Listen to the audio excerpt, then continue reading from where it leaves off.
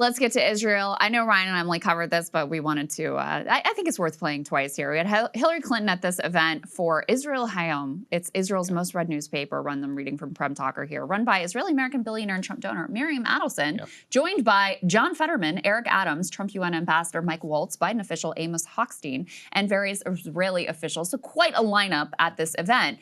And she had some very noteworthy things to say about what she thinks is going on and why, why people's views on Israel have changed. Let's take a listen to that. That our students, smart, well-educated young people from our own country, from around the world, where were they getting their information? They were getting their information from social media, particularly TikTok. That is where they were learning about what happened on October 7th, what happened in the days, weeks, and months to follow. That's a serious problem. It's a serious problem for democracy, whether it's Israel or the United States, and it's a serious problem for our young people. And it was frankly shocking to me how little the students we were encountering, not only in this class we teach, which is a very large class, international relations about crisis decision-making, but students more generally. And that's why I mentioned the social media piece of it, because when you would try to talk to them to engage in some kind of reasonable discussion, it was very difficult because they did not know history. They had very little context. And what they were being told on social media was not just one-sided, it was pure propaganda. And so when you think about how to tell Israel's story, and it's important, it's not just looking internally, it's looking externally, and particularly looking at young people, because, it's not just the usual suspects. It is a lot of young Jewish Americans who don't know the history and don't understand. I was talking to Condi Rice, and, she said in an interview that I did after the 20-point plan came out, she and I were on CBS, and she said, when people were chanting from the river to the sea, she would ask the students, what river, what sea? They didn't know. I had the same experience. A lot of the challenge is with younger people. More than 50% of young people in America get their news from social media. So just pause on that for a second. They are seeing short-form videos, some of them totally made up. In case you had any doubt about why they had to take over TikTok and make it much more censorious, this is why.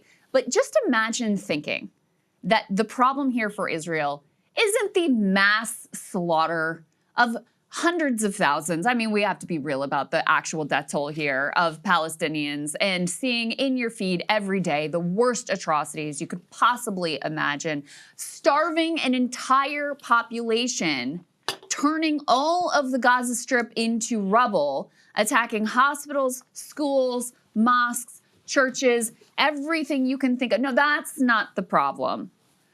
They just don't understand the history, Saagar. They just don't get it.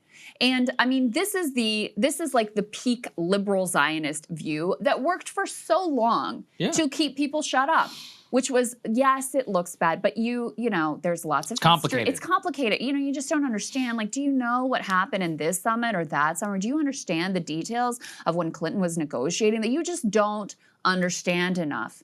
And this has been so horrific that people looked at this and said, you know what? I don't need to understand every little nuance and detail to know that this is wrong, to know that it is disgusting, that my tax dollars are going to fund this, that my government is going to support this, that Democrats like Joe Biden are running cover for it and have embraced Bibi Netanyahu and are letting him do whatever he wants. It did not take an understanding of history to know that this was wrong. But guess what? Also, many, many young people have actually become quite educated about this conflict and what led up to it. And let me tell you, the more they learn, the worse the Israeli side looks. That's the bottom line. And it is so wild to me that people like her still truly believe that the real problem here is a failure of Israeli propaganda and the quote unquote propaganda that young people are getting on TikTok, and not the reality of the genocide that Israel has actually been committing. I just think it's pretty, I mean, I think that argument worked because there was kind of something to it. I'm not saying there wasn't a lot of injustice and all of that, but like this mass slaughter live had not happened, correct? And I would say their most like barbaric actions fully had not taken over. And, you know, even in terms of their society, most of the like truly heinous rhetoric, they would say it in Hebrew. It wasn't as publicized. It also wasn't as powerful and didn't enact into actual government policy. But when the Ben-Gvirs and the Smotriches of the world and the West Bank all combines with Gaza, people are like, yeah, I'm done learning about Camp David or anything and thinking that there's some problem here, right? Like at the end of the day, we're funding this, we're propping it up. And it's also causing us all kinds of problems, like not even in terms of domestic, but we're spending billions and billions of dollars and our own domestic politics are revolving around this, and our government is actively, you know, deporting people who are against it. You're like, whoa, right? It's like, that's what takes it to a whole other level. And that's where, look, I mean, I'll just say, thank God she lost, okay? I mean, this woman, from every time that we put her back on the screen, it's been almost 10 years, she was horrible, like truly. And that mindset, by the way, it's still pretty prevalent in permanent Washington today, like in the elite Democratic Party circles. You're not that far off. Maybe the voters may be different, but we also wanted to give voice to some of the other people at this conference. By the way, why is it even important to play this conference? It's like, not only is it the large newspaper, but this is Miriam Adelson, who is one of the biggest donors to Donald Trump and one of the most powerful mega donors in the Republican Party, who, by the way, according to Donald Trump, at one point he asked whether she loves Israel or America more, and quote, she didn't answer, and he suspected that it was Israel. According to him, not me. So just to clear all that up. So let's take a listen. Our producers have put together a mashup from the conference. Let me be as clear as I can be. When someone chants from the river to the sea, they are calling for the elimination of the Jewish state. When people have no right to safety, no right to sovereignty, no right to exist, history tells us exactly what happens. Just to pick up on that, what I'll tell everybody is skip Miami. If you're leaving New York, just come straight to Israel. There's no reason to make a stop in Florida before you need to come. And you can decide, you can stay here in New York in a declining empire, or you can come to Israel, which is part of the rising middle of the world, which is moving south and east. That's what I encourage you to do. I did it. Do to our enemies here what Israel did to its enemies there, and on that, the IAC is focused. The challenge for us here is to leverage Israel's successes into our successes. Israel's weakness is ours and Israel's strength is ours. Our job in the diaspora is to leverage those wins and win here. 40% of New York Jews voted for Mamdani. Large parts of our community have lost their, I'll just say it, tribal instinct, their Jewish solidarity instinct, in a way that allowed them to vote for us open enemy of Israel, in my opinion, the Jews. Great honor to have you here on the stage. On behalf of myself and the entire team of Israel Hayom, it's a great honor again to have you here. I think if I speak for many of us here, if Dr. Adelson reaches out, then we figure out a way to get here. Great. She reaches out, she's got to figure out how to get here.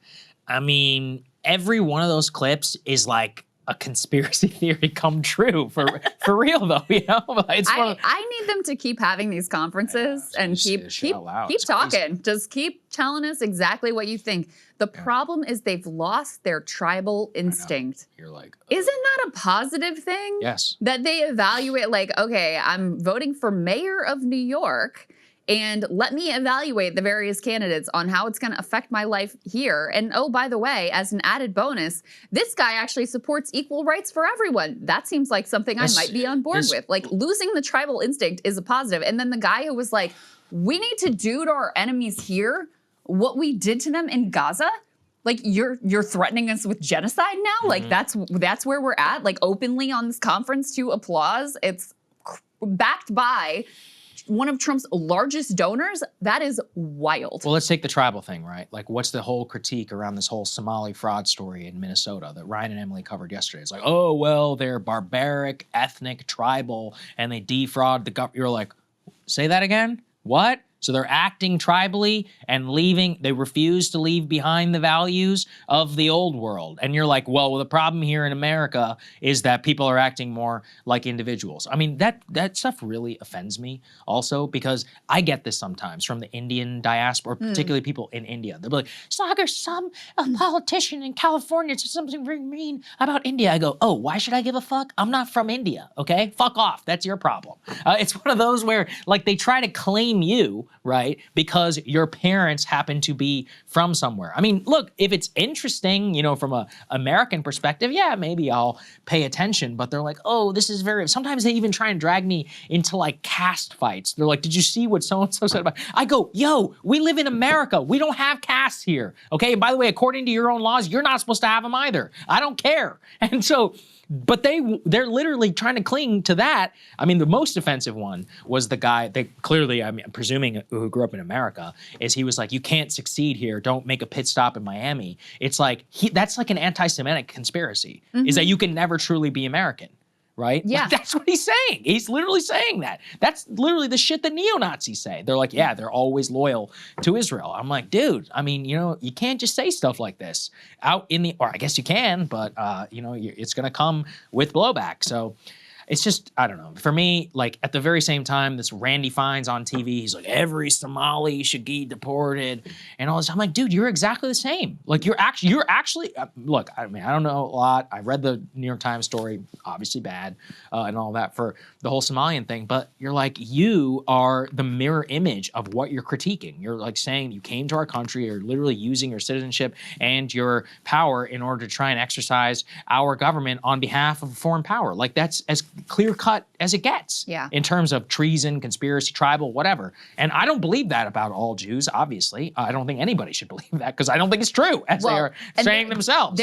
Clearly they're very upset that it's not true. Yeah. You know, I mean, they're, you know, and yeah, they want it to be true, which is crazy. Like, that's the part which drives me nuts. Right. And, you know, one of the people who I think has been a thoughtful writer and thinker on the increasing divide in the Jewish community around sentiment around Israel is Peter Beinart, who's talking about how— They hate him, though. Oh, absolutely they hate him. No doubt about it. But, you know, he really took a major risk, like personal political risk, when he came out a while ago and said, you know what, this two-state stuff, this is bullshit. Like, it's got to, like, we're past that. They've annexed so much of the territory. There is no realistic solution that's not a one state with equal rights, and that's what we should be getting behind. And, you know, he's been, I think, a very courageous voice in a lot of ways on this issue. But, you know, he really amplifies how support for Israel was just sort of taken as this article of faith in the, you know, in the broader Jewish community. And, you know, you grow up learning about it and thinking about it. It's very tied into all of your religious school, and, you know, it's just taken for granted. And this genocide has broken that.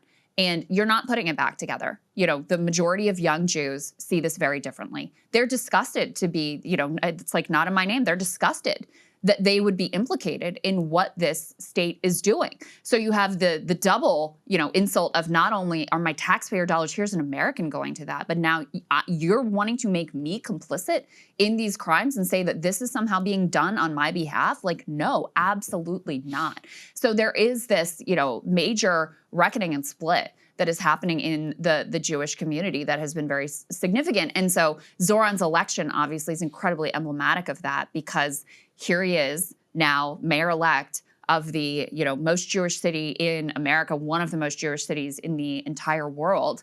And as an avowed anti-Zionist, that is an earth-shattering event. It also completely reshapes our politics, because it changes what, you know, most of these politicians just cynical political calculation. It changes what they understand the political landscape to be, which is also why it's so consequential. But yeah, I fully support them doing these conferences on camera, put it on Twitter. Just keep talking, guys. Keep telling us all your thoughts about this, because it is very educational to hear from you about the way that you are seeing the world, and wanted to get into a couple of very significant news pieces as well, just as a reminder of, the genocide is not over. The ceasefire, continues to be broken by Israel, and we now have new shenanigans which are being played here. I can put this up on the screen. Israel is saying they're going to, so they agreed in the ceasefire deal, they're going to open this crossing, the Rafah crossing at the border with Gaza and Egypt. That was one of the provisions of the ceasefire deal. Now Israel is saying, well, we're going to reopen it, but only to allow people to leave. So obviously Israel, their longtime goal, led by Netanyahu, but this is, pretty society-wide, is how many Palestinians can we get out of this area? Because they are so fixated on their quote-unquote demographic problem. And so the more Palestinians that are there, the more of a risk they are to being, Palestinians, if you look at all of Israel and Palestine, are the majority of the population. So they want people to be forced to leave and to put pressure on them, make life so miserable that they want to leave, and not allow them back in. Now, what Israel is claiming is they're saying, oh, well, you didn't give us all the bodies of the dead hostages. Of course, this was also contemplated in that ceasefire deal, that this would be very difficult. Why? Because many are buried, many people are buried under the rubble. Israel's made it very difficult to even bring in the earth-moving equipment that would be required, et cetera. So in any case, they're using this as an excuse to keep that border for re-entry closed. Egypt is objecting to this, so this is an unsettled, we'll see what happens with all of this. And then I also wanted to put up on the screen this reporting which confirms what we, which there was already some reporting to this effect, but it's always significant when the mainstream media catches on to things that we've been talking about for a while here. This was an in-depth report about the way that Israel killed, murdered aid seekers, and then would just bulldoze over their bodies and leave them in these mass, shallow, unmarked graves. So this was an important piece of reporting here from CNN. They used eyewitness testimony, they used on-the-ground video, and they used satellite imagery to see. And, I was talking earlier about the death toll. Like, these people who were murdered seeking aid and then had their bodies just left there and bulldozed over, they're not counted in the official death toll. Officially, they're still missing. Mm-hmm. And many of them, their families are still holding on to hope that they exist somewhere. Maybe they were detained by Israel. Maybe they're in some prison camp. Maybe they're in some other part of Gaza that we can't get to, and communications are very limited. Like, they're still holding on to hope. And the reality is, because of this indiscriminate killing, and this was all around, by the way, GHF sites, is where this mass slaughter was occurring by and large, and where CNN focused their investigation. But just the most grisly details imaginable here. And I also want to say some of the reporting comes directly from IDF soldiers who are turned whistleblowers and have been, in contact with this Israeli nonprofit organization that serves as a sort of nexus for IDF soldiers who can come forward and, report on these war crimes that occurred. But they said, there was no process or procedure for dealing with the dead. We just bulldozed them over and left them there and kept going. So just so disgusting. And there's still no real media in there, right? That's right. Yeah, so like that, right. Remember that. And I've said that before. I go, when someday, eventually, I don't know, maybe a year, 2 years, somebody's actually going to go in there, like tens of thousands of people, and who even knows? And then Hillary Clinton has the gall to say the problem is TikTok. Yeah. Unreal.